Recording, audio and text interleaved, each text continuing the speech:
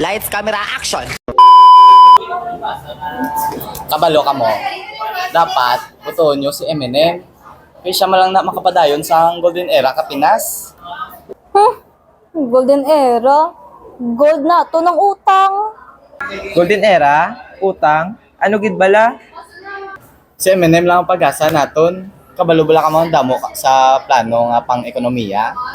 Ay, ako yabutuan ko lang sino makapanubo sa presyo sa Jollibee.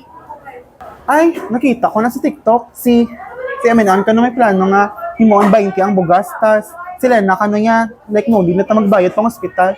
Shucks, dugol-libog ulo ko sino botohon. Ano? Himuon benteng bugas? Hoy, pagbugtaw. TikTok? Sa TikTok agad yung nagkuha impormasyon? Legit na dahaw? Himo-himo lang na kay Illuminati mo. Hindi, pre. Si Eminem ang may unity. Kinanglan ka Pinas, pagkakaisa. Unity. Pati history, gani gusto niya baguhon. Ano pa gusto niya? Baguhon ng alphabet? At least why siya daw gapakuno-kuno nga color pink. Ay, te, ano kung gapakuno-kuno siya nga color pink? At least, why siya gapakuno-kuno yung tindo iya track record? Uy, lugay na ka mo bala sa giaway. Basta ako butuhon ko kung sinong mang libre Jollibee. Guys, relax. Nantawan niyo ba sa TikTok ko? Si Eminem nag-join sa dance challenge. Tapos sila na yan nagpaluto sopas. Ay, ka-wholesome sa ila ah. Oo Selena paya, siya na butuhon kuya. Nakita niyo sa balita kagapon? Ara siya sa mga, nabahaan, nagbulig. Sa Eminem mo nagano lang, nagtulog. Anong gatulog? Uy, una pa na siya giyo kaysa sa kandidato mo. Uy, kita ko sa Facebook post. Damo siya may ginatagan relief gold sa mga apektuhan.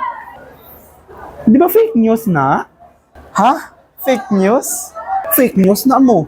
Na nakita ko nakagina sa Facebook nga hindi to ka natuod.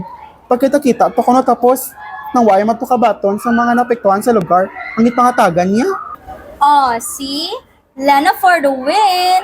Kulay rosas ang bukas. Kabalo ka mo, hindi nyo kinanglan mag-away. Ang importante, kabalo ka mo kung sino ang inyo botohon, kag dapat kabalo man ka mo nga maayo sila nga mga leader para sa aton. Sakto ka da nung remark. Pero sa pamatyagan ko si Eminem gidya. Ay, ambot, man pagsugod na bayad ka utang ka Pinas kung siya na magdaog. Ay, kabudlay man mamili man. Pwedeng hindi na lang kung magbuto.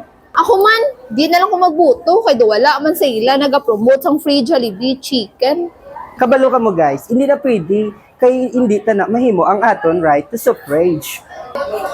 Wow, manang remark ha. Kung ikaw na lang boto namon, be? Action!